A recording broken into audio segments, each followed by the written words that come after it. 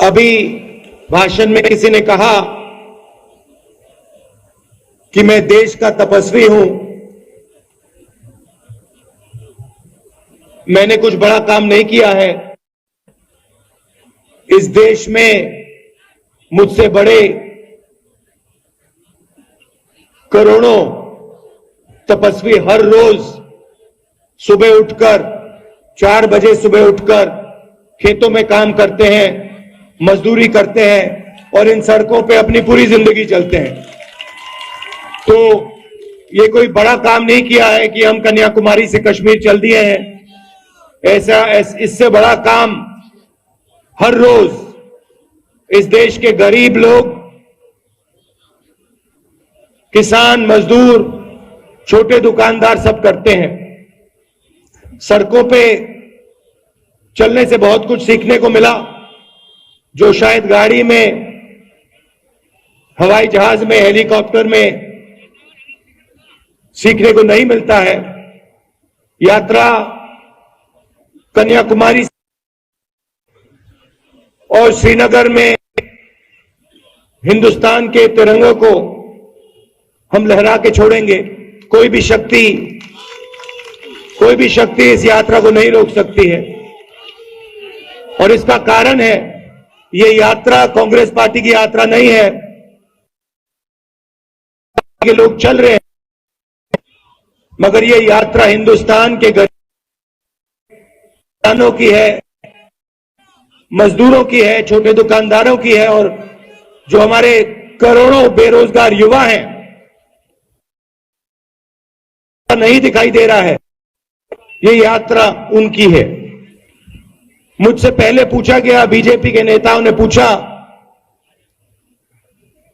कि यात्रा की क्या जरूरत है, क्या जरूरत है कन्याकुमारी से कश्मीर चलने की। तो मैंने उनका जवाब दिया, आपके नफरत के बाजार में, आपके नफरत के बाजार में मोहब्बत की दुकान खोल रहे हैं। और ये काम कांग्रेस पार्टी ने विचारधारा है जो है।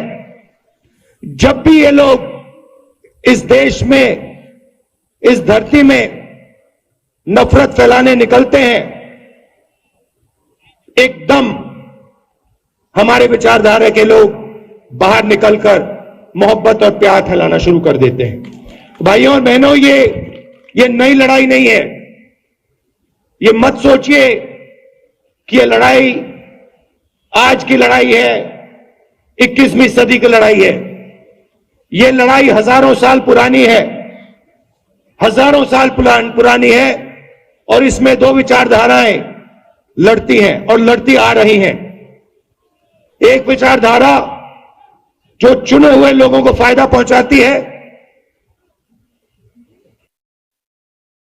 लोगों को और पहुंचाती थी, और दूसरी विचारधारा जो जनता की आवाज है, जो जनता का दर्द है, जो किसान की आवाज, मजदूर की आवाज, उसकी विचारधारा है।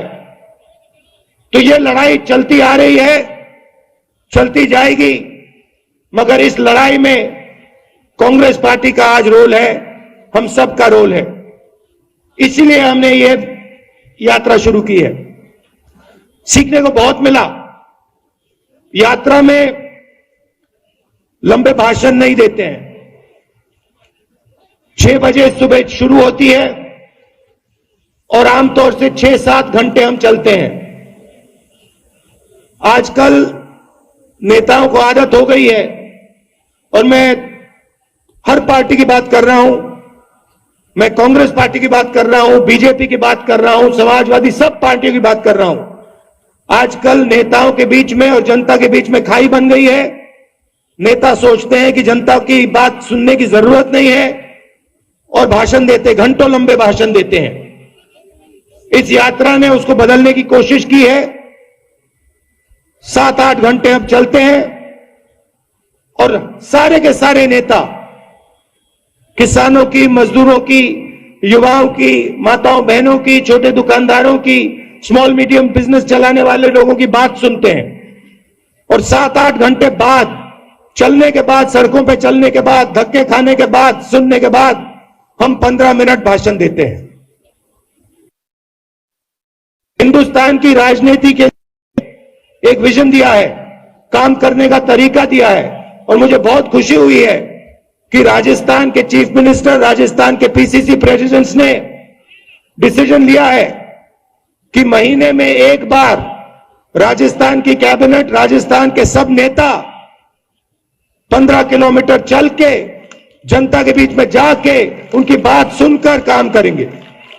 और मैं चाहता हूं कि जहां भी हमारी सरकार है, मैं खारगे जी से कहूंगा, कांग्रेस प्रेसिडेंट से कहूंगा कि मैं चाहता हूं, सुझाव है कि जहां भी कांग्रेस पार्टी की सरकार बने, हमारे कैबिनेट को, हमारे एमएलए को, नेताओं को कम से कम एक दिन, महीने में एक दिन इन सड़कों पे चलना चाहिए, धक्के खाने चाहिए, गिरना चाहिए, घुटने छिलने चाहिए।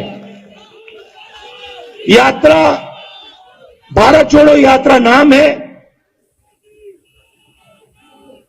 नफरत के खिलाफ यात्रा जरूर है, मगर दो बड़े मुद्दे हैं जिससे हिंदुस्तान को बहुत चोट पहुंच रही है, दर्द हो रहा है। सबसे बड़ी बेरोजगारी। इन सड़कों पे हजारों युवा मेरे पास आए हैं, किसी ने इंजीनियरिंग की, कोई डॉक्टर बनने इसमें शामिल होना चाहता था, कोई जुडिशरी में काम करना चाहता था। और जब मैं पूछता हूं, भाइयों बहनों क्या करते हो, इंजीनियरिंग तो पढ़ ली तुमने, आज 21वीं सदी में क्या कर रहे हो, जवाब मिलता है ऊबर चला रहा हूं, मजदूरी कर रहा हूं। ऐसा हिंदुस्तान हमें नहीं चाहिए।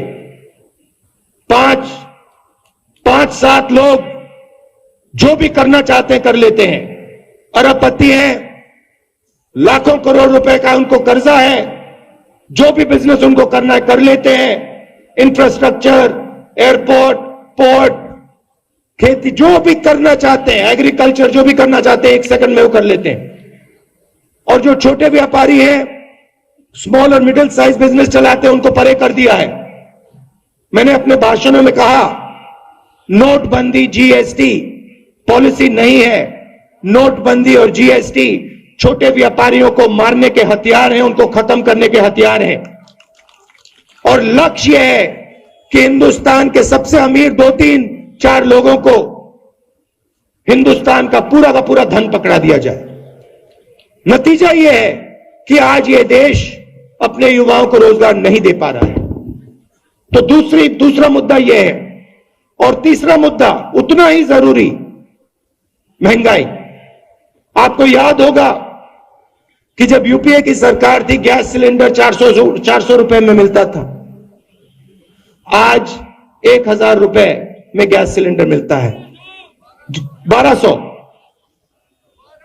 1200 रुपए में मिलता है। पेट्रोल 60 रुपए का मिलता था, आज कितने का मिलता है? 107 रुपए का मिलता है। और जहां भी नरेंद्र मोदी जी जाते थे, जहां भी बीजेपी के नेता जाते थे, महंगाई की बात करते थे, मगर आज महंगाई की बात नहीं करते। तो ये 3 मुद्दे हैं।